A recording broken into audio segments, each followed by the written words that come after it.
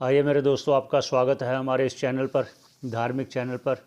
सबके मंगल की कामना करते हुए, ईश्वर को प्रणाम करते हुए, गुरुजनों को प्रणाम करते हुए, सभी का मंगल चाहते हुए शुरू करते हैं। आज हमारा चर्चा का विषय होगा पतंजलि योग सूत्र। भगवान पतंजलि जी ने ये रचित है, ये सूत्रबद्ध किया है।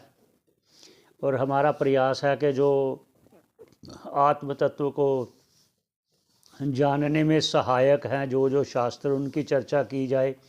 हम सब मिलकर श्रवण करते हैं, आपके साथ हम भी श्रवण करेंगे। तो पहले मेरा ये उद्देश्य है कि शास्त्र जो भी हैं, किन के द्वारा रचित हैं और हमारे किस लाभ में आते हैं, इस विषय पर चर्चा किया जाए। तो इस भव सागर से पार तो सभी होना चाहते हैं, सभी की इच्छा होती है, कभी की थोड़ी, कभी की ज़्यादा, किसी की बहुत ज़्यादा, कोई बहुत तीव्र इच्छा होती सभी की है।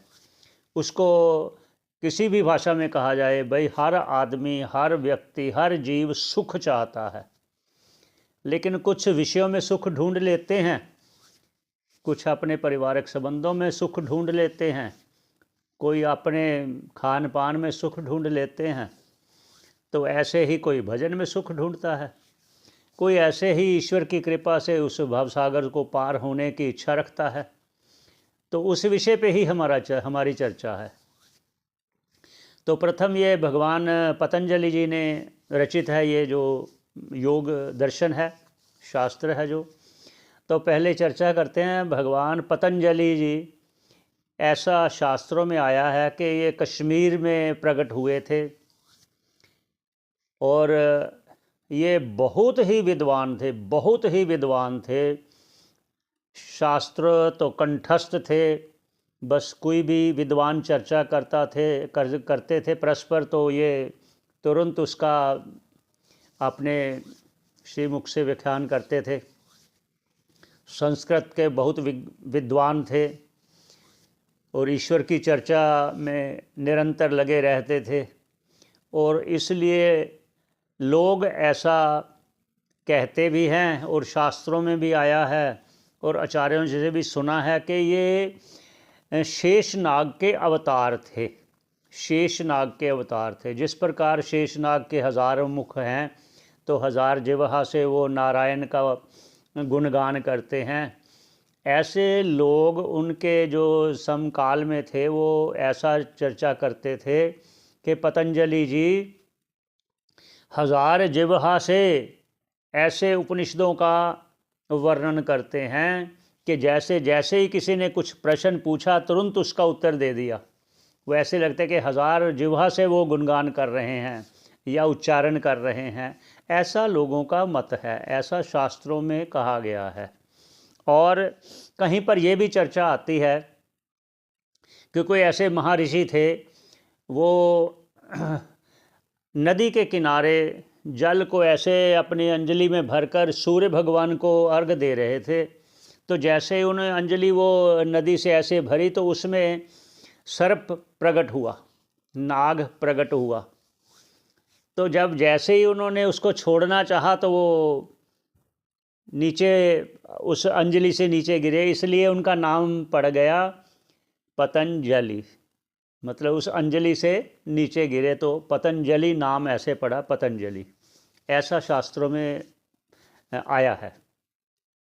तो उन महर्षि ने उन्हें उठाकर, तो ऐसा कहते हैं कि वो अपने मनुष्य रूप में प्रकट हुए। तो उनसे वो सभी विद्या प्राप्त करके आगे चर्चित हुए, आगे उन्होंने ये सूत्रबद्ध किया। और भी कहते हैं कि ये जो योग सूत्र है, ये इतना सहायक है आत्म तत्व को जानने के लिए। क्यों सहायक है, इसके आगे चर्चा करेंगे।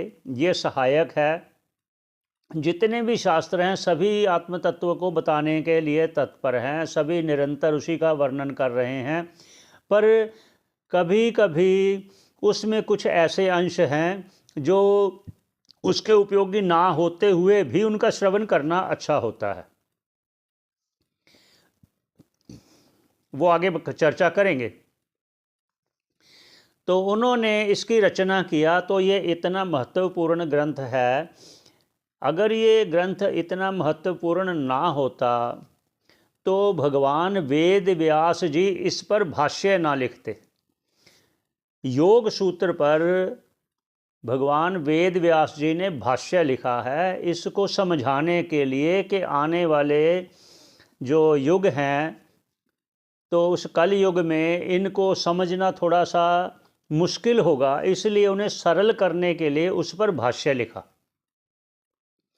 और इतना ही नहीं, एक आपने नाम सुना होगा, राजा भोज है, राजा भोज, उन्होंने भी इस पर लिखा है। वो नाम है भोज वृत्ति, नाम पर वो प्रचलित है। तो इसलिए हमारा भी मन आया कि हम भी परस्पर मिलकर अपने श्रोताओं से, हम स्वयं भी सुनेंगे वो भी सुनेंगे, तो इसलिए मन आया कि हम मिलकर श्रवण करते हैं योग सूत्र का। ये तो पहले भूमिका बताना इसलिए था कि भाई पता चले जो भी श्रोतागण हैं जो भी हमारे सनातन संस्कृति में रुचि रखते हैं उनको बताया जाए कि भगवान पतंजलि जी कैसे प्रकट हुए। जो शास्त्रों में आया है बस उतना ही वर्णन हम चाहेंगे करना, इससे इतर नहीं, इससे अलग नहीं। तो प्रथम उच्चारण कर लेते हैं पहले भगवान के नाम का। जैसे एक परंपरा है, सभी के मंगल की कामना करते हुए ईश्वर को पुनः पुनः प्रणाम करते हैं, आचार्य जनों को प्रणाम करते हैं। यही मंगलाचरण है हमारा। सभी को प्रणाम, सभी भूत प्राणियों के हृदय में वास करने वाले उस परमात्मा को प्रणाम करते हैं। तो इसकी उपयोगिता जो है वो किस प्रकार है उसका भी थोड़ा सा कथन करना चाहिए। वो इसलिए है, ये जो पतंजलि योग दर्शन है, योग शास्त्र है, इसका उन्होंने 4 विभाग किए हैं। जो प्रथम है वो समाधि पाद है। समाधि पाद अर्थात समाधि कैसे लगे, किस प्रकार उस आत्म तत्व को जानने के लिए समाधि लगानी चाहिए, उसके बाद फिर उसका साधन बताया है, ये दूसरा पाद है।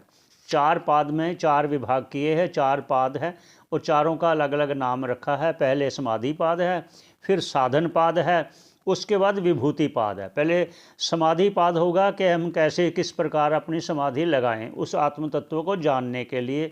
फिर उसके लिए साधन क्या क्या हैं उस पर भी वर्णन किया है कि उसके लिए साधन क्या है। और साधन के बाद फिर कोई सिद्धि जो प्राप्त होती है, जो हमें प्राप्त होता है, अनुभव होता है, वो विभूति पाद में कथन किया गया है। उसके बाद जिस लिए आत्म तत्व को जानना है कि इस संसार सागर से, इस भव सागर से हम पार हो जाएं, उस स्वरूप को समझाने के लिए उन्होंने कैवल्य पाद 4 चतुर्थ जो पाद है, जो चतुर्थ अध्याय है, वो कहा है कैवल्य पाद नाम से। पहले हम चर्चा करेंगे जो समाधि पाद में प्रथम सूत्र है। पहले हमारा प्रयास है सूत्र किसे कहते हैं ये भी कहना, क्योंकि हमारा प्रयास होगा कि हम सभी जो जानने के लिए ज़रूरी है वो जानना चाहिए। किसी के मन में ऐसा प्रश्न आ सकता है कि सूत्र कहा, ये जो सूत्रबद्ध किया, सूत्र किसे कहते हैं, इसलिए सूत्र की चर्चा भी करते चलते हैं साथ साथ। उसको कहते हैं जो सूत्र किसे कहते हैं, क्योंकि ये सूत्र होता है जो उसका पहले परिभाषा करते हैं। सूत्र किसे कहते हैं, वो कहते हैं अल्पक्षरम असंदिग्धम और सारवत विश्वतो मुखम अस्तोभ अनवद्यम च सूत्रम सूत्रविदो विदुहु। जो सूत्र के जानकार हैं, जो सूत्र के बनाने के विद्वान हैं, वो कहते हैं जो अल्प अक्षर हो, कम से कम शब्द हों और असंदिग्धम हो, अर्थात उसमें कोई संदेह ना करे, वो युक्ति युक्त हो और सारवत हो, वो मतलब सार रहित न अर्थ वाला हो, सारवत विश्वतो मुक्त। और लेकिन उसका जो व्याख्या अगर करनी चाहेंगे तो इतना विस्तार हो कि हर बात को वो समझा सके, एक सूत्र जो कहने वाला है उसका तात्पर्य समझाने वाला है, उसका कथन क्या है, वो किस लिए कह रहे हैं। ये है विश्वतोमुखम। स्तोभ, स्तोभ अर्थात उसमें कोई दोष ना हो, कोई त्रुटि ना हो, कोई उसमें आक्षेप ना करे। और क्या कहते हैं, अनवद्यम, वो प्रशंसनीय भी हो, ऐसे को सूत्र कहते हैं। ये सूत्र की क्या कहा कि सूत्र कहते किसको हैं, ये प्रयास किया है कहने का। अब पहला सूत्र उच्चारण करते हैं। अथ योग अनुशासनम, ये समाधि पाद का है, ये पतंजलि भगवान ने लिखा है। अथ योग अनुशासनम, अथ मतलब अब हम, जैसे पहले हम और भी ग्रंथों का अध्ययन किया है, अब इस ग्रंथ का अध्ययन कर रहे हैं, इसलिए कहा अथ अब योग अनुशासनम। जो योग है, जो साधन, जो समाधि है, जो ध्यान की एक प्रक्रिया है, परिपक्व प्रक्रिया जो समाधि में होती है, वो उसका नियम कैसे है, कैसे करना चाहिए, उसको कथन करने के लिए, उनका अनुशासन करने के लिए, उनमें लगने के लिए, समाधि में लगने के लिए अब प्रयास करते हैं। इसलिए कहा अथ योग अनुशासनम। देखिए शब्द तो ये तीन ही हैं, अथ योग अनुशासनम, तीन शब्द हैं। और तीन शब्द का अर्थ क्या है, ये भगवान पतंजलि महाराज जी ने ये लिखा है। अब आगे क्या कहते हैं, अब इसका आगे लक्षण बताएंगे कि लक्षण क्या है, किसको योग कहते हैं, योग किसको कहते हैं। अब उस पर चलते हैं। आगे दूसरा सूत्र है योग चित्तवृत्ति निरोध। ये देखिए कितना है, चित्तवृत्ति निरोध। योग, दो शब्द आगे, दो शब्द। अब दो शब्दों का विस्तार से कितना अर्थ निकलता है उस पर चलते हैं। योग है अर्थात किसी से जुड़ना, चित्त वृत्ति निरोध, जो चित्त की वृत्ति है, जो चित्त के अंतःकरण की जो वृत्ति है उसको रोकना। अब वृत्तियों भी कितनी हैं इस पर आगे विस्तार करते चलेंगे। चित्त की वृत्तियों का जो निरोध करना है, योग है अर्थात जुड़ना है। योग अर्थात वृत्ति को कहीं तो लगाएंगे ना, तभी तो वृत्ति वहाँ जुड़ेगी, तभी हम योग कहेंगे।